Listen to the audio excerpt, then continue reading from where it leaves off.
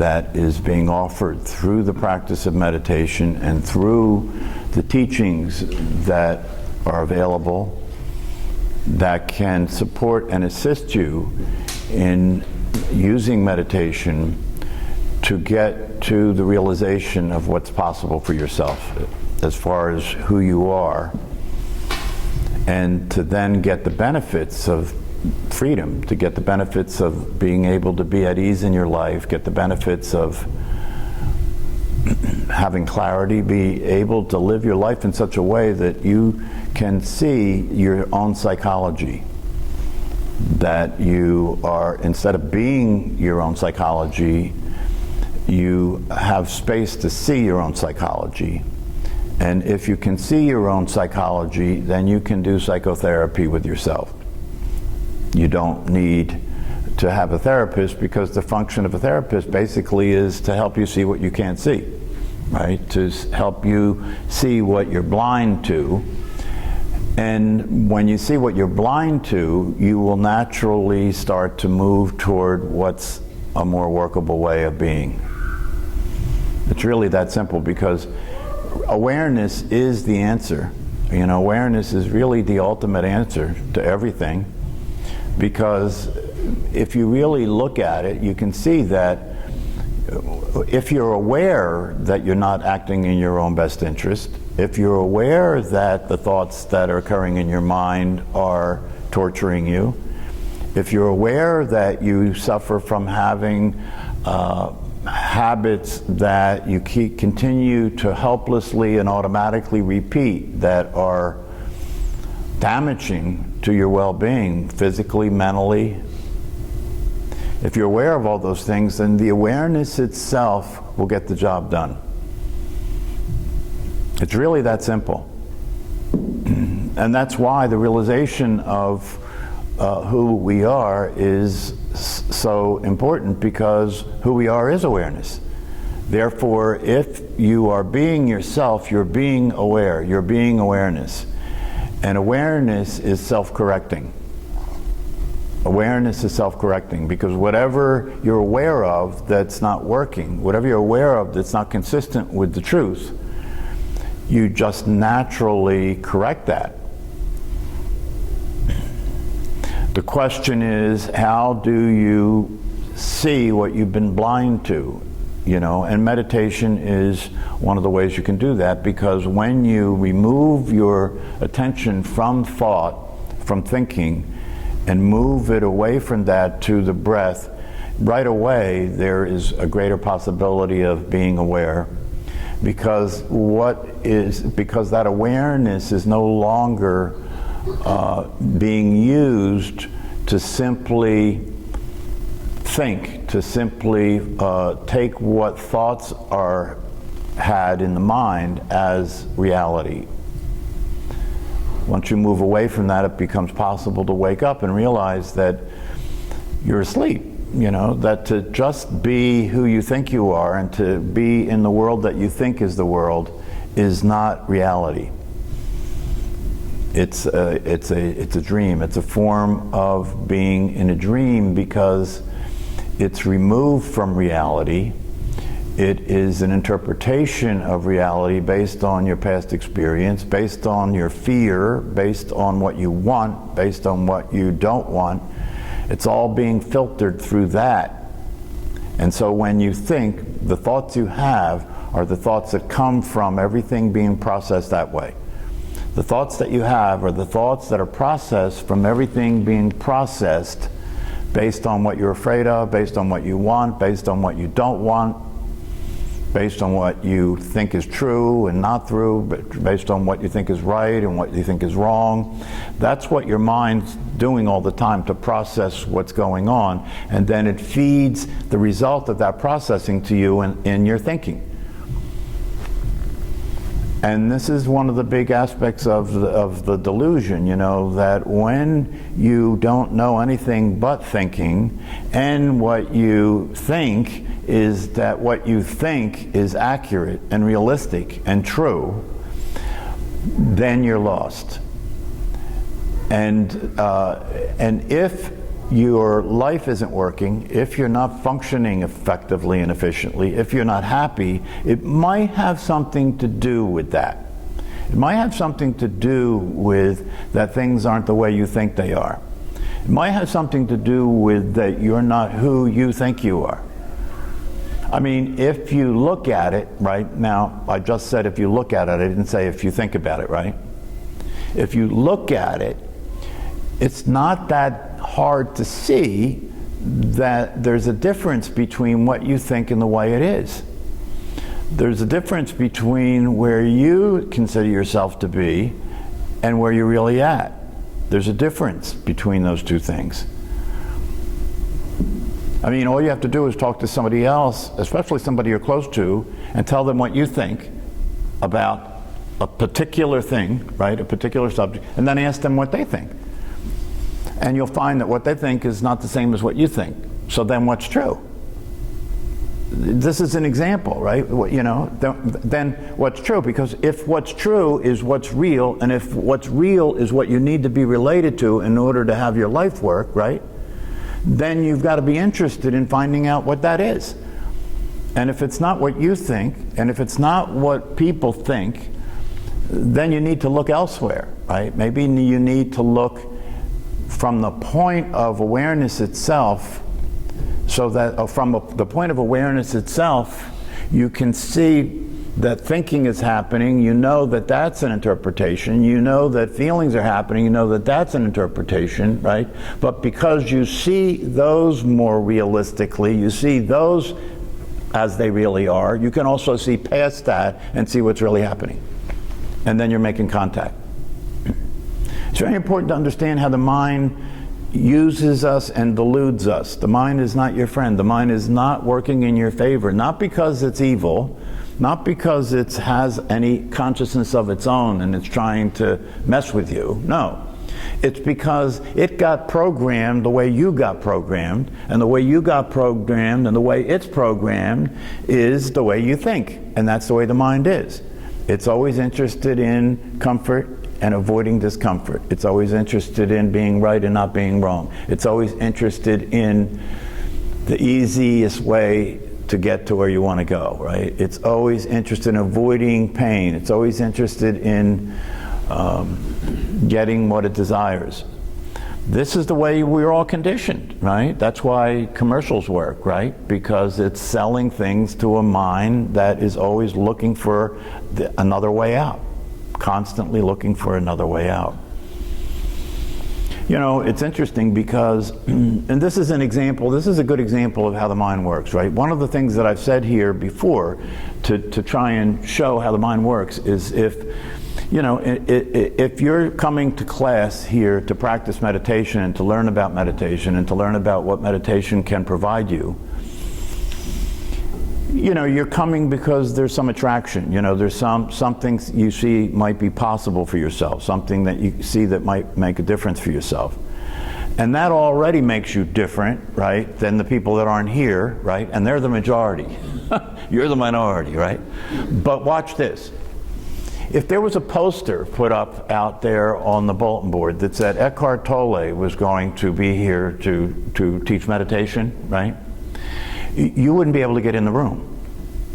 And if he said exactly the same things I'm saying, but he said them, they'd be important.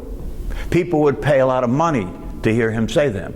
And people would believe what he was saying, right? Take it seriously, really be interested in following what he was talking about, right? That's the mind. That's the mind. Because I've listened to Eckhart Tolle, and he's saying exactly the same thing as I'm saying. Exactly the same thing, right? But it's different, right? Because he's saying it, right? That's the mind, right? That's the mind. The mind is interested in what there's agreement about, right? It's interested in going with the herd. It's interested in following the trends. It's interested in doing what looks good and it's fashionable, right?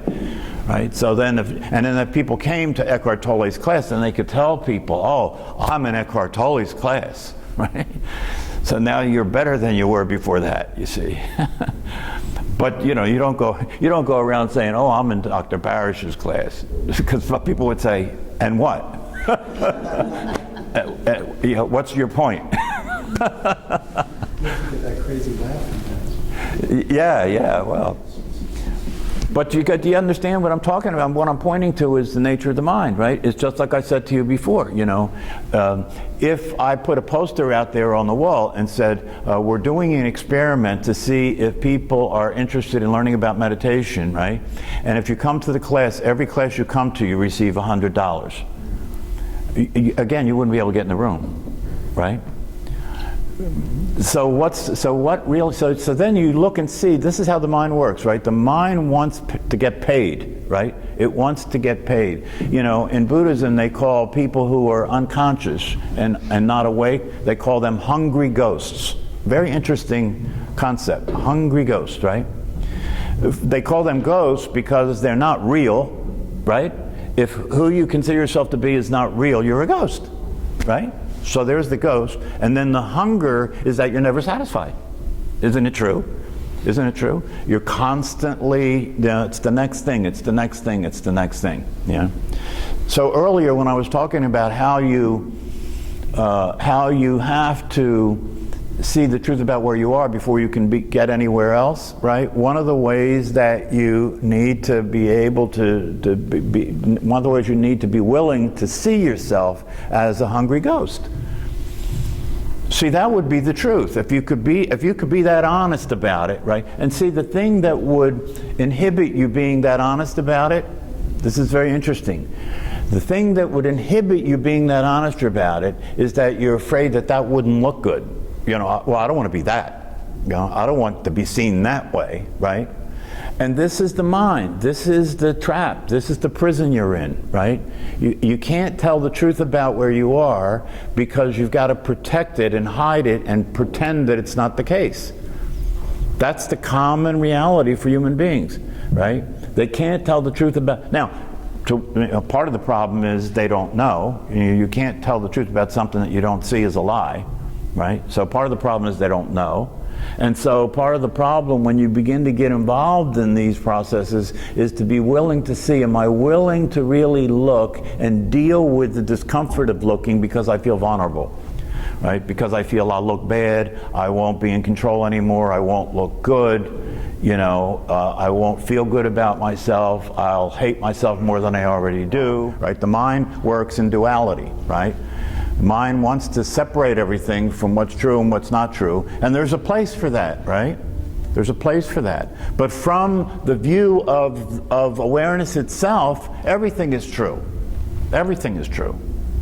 And then the question isn't so much about what's right or what's wrong or what's true or what's not true. It then becomes a different question. What works? Don't you think that would be a better question? Right? You know? Instead of arguing about what's true, how about looking at what works and being able to see what works and what doesn't work? Wouldn't that be more useful to figure out than what's right or what's wrong or what's true or what's false? It's the state of mind that people are in that has it be important to come to find out what's true. Beyond that state of mind, you know, I'm not interested, you know, if you start to wake up and see things as they are, you're not much interested anymore in being right about anything. You're not much interested anymore about what's true and what's false. You're interested in what's real. What's real is important, and what works is important. And by focusing your attention on that, you start to notice things that actually make a difference. By paying attention to that and living with an awareness of that, you can interact with life in a way that really produces results, right? You know, and that starts with telling yourself the truth about who you are. You know, if you're just willing, you see, if you're just willing out of this conversation and out of the learning that's possible, if you're studying these teachings and practicing meditation, if you're just willing to begin to acknowledge the truth about who you're being, just by doing that, it takes you out of that. The way to stop being inauthentic, and when I say inauthentic, what's authenticity? It's reality, isn't it? What it means to be authentic is to be real, right? And so all human beings are inauthentic, meaning they're not being real. They're not being what they really are. They're being a pretense about themselves, right? So the way to stop being inauthentic is to be authentic about your inauthenticity. The way to stop pretending about what you are is to say that you are pretending about what you are. And then you're not pretending anymore, you see. So that's a place to begin, to start to look at your life. And you see, the only way you could do this is you've got to relax. You've got to help the ego to relax, right? Because if the ego's not relaxed, it won't let you do this. If the ego's not relaxed, it's not going to let you see the truth about yourself. It's not going to let you see that you're living a pretense. It's not going to let you see that you're inauthentic. It's not going to allow you to say that you're inauthentic, meaning that you're not being real. You're not telling the truth about yourself. You're not being real with people. You're presenting what you think will look good. You're presenting what you think will get you what you want. You're presenting what you think will allow you to escape what you don't want. That's inauthentic, right? That's a strategy. That's a game, right? The games people play, that's a game that you're playing in order to get what you want and avoid what you don't want. But suppose you're willing to see that for what it is, and stop trying to play a game. You just express the truth. You just express the truth. Yeah. So is meditation a form of a way to relax the ego? Yes. Absolutely, because when you meditate, you're moving attention out of the thought stream. The thinking process is the thinking of the ego, right? One way of defining what the ego is who you think you are. The ego is the person. The ego is the one that's trying to get it right. The ego is the one that doesn't want to look bad. The ego is the one that's trying to control. The ego is the one that's afraid. Right? That's what the ego is. And in these practices, in these teachings, the object is not to get rid of the ego. The object is to understand and befriend the ego. Understand that the ego is not evil. The ego is not doing anything wrong. The ego is just expressing the conditioning. That's all. The ego is just expressing the conditioning. So you don't need to get rid of it. All you've got to do is help it relax. Relax, there's nothing at stake here. See, that's one of the things that you get to realize if you wake up. There's nothing at stake here. There's nothing at stake here. You can tell on yourself and you'll be fine. You can admit that you're a fool and you'll be fine, right? You could admit that you didn't know what you were doing and you'll be fine. You won't die, right? As a matter of fact, you'll be more well thought of, won't you? If you're authentic, if people know they can count on you to be real, if they know that they can count on you to be honest and tell the truth. But you see, you can't tell the truth if you don't know what it is, right? You can't say that, I was being this way because of how I felt. I was being this way because of what I was thinking. But I can see that that's not useful, that's not accurate. So now I want to be a way that will work with you. You can't say that if you didn't see that you were being that way because of the way you were thinking, the way you were feeling. And that's where meditation helps, because in meditation you kind of step out of the drama, You kind of get out of your head, you step out of the traffic of your mind.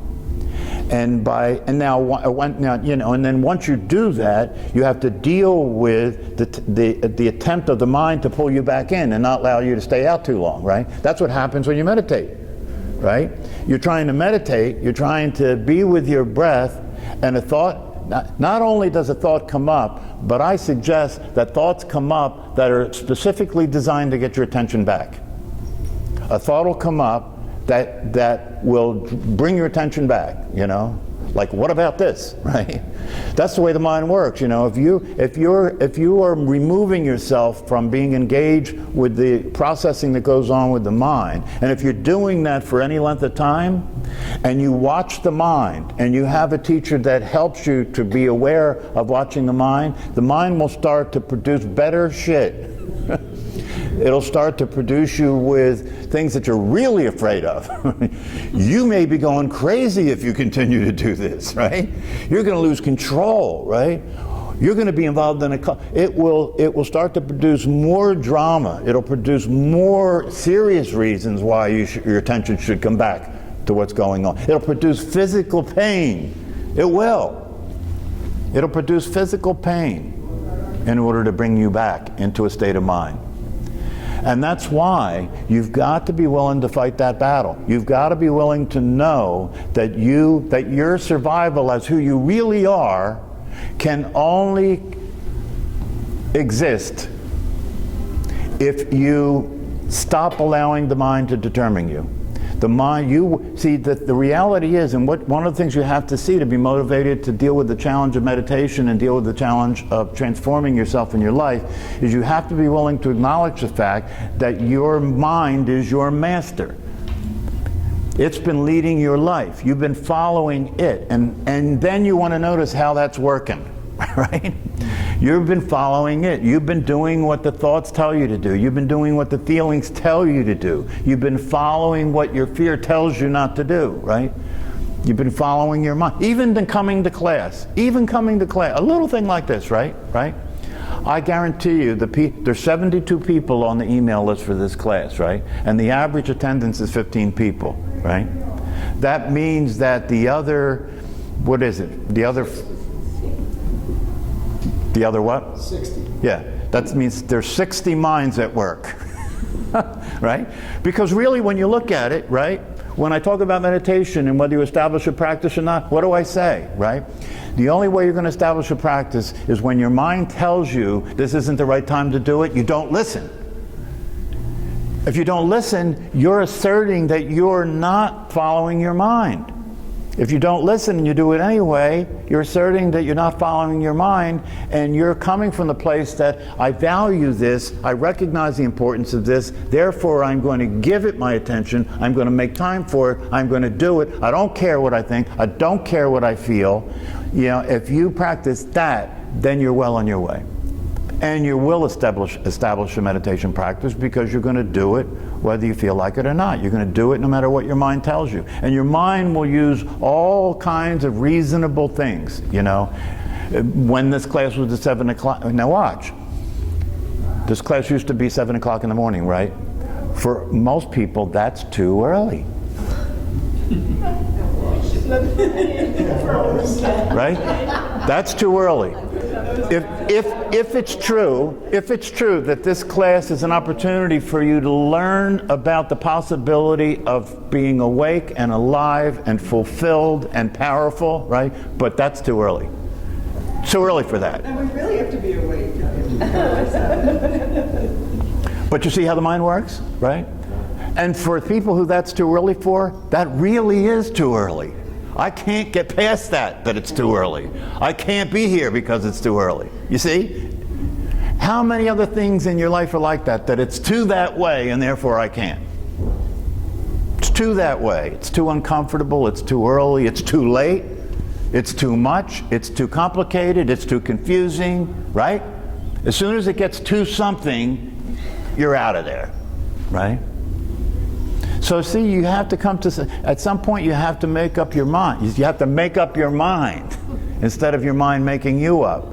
You have to make up your mind about who you are. You have to make up your mind about what's important. And then you have to live that, right? And if you do that, and if you live that, you're going to have to go to battle with your mind, because your mind's not going to want to go there.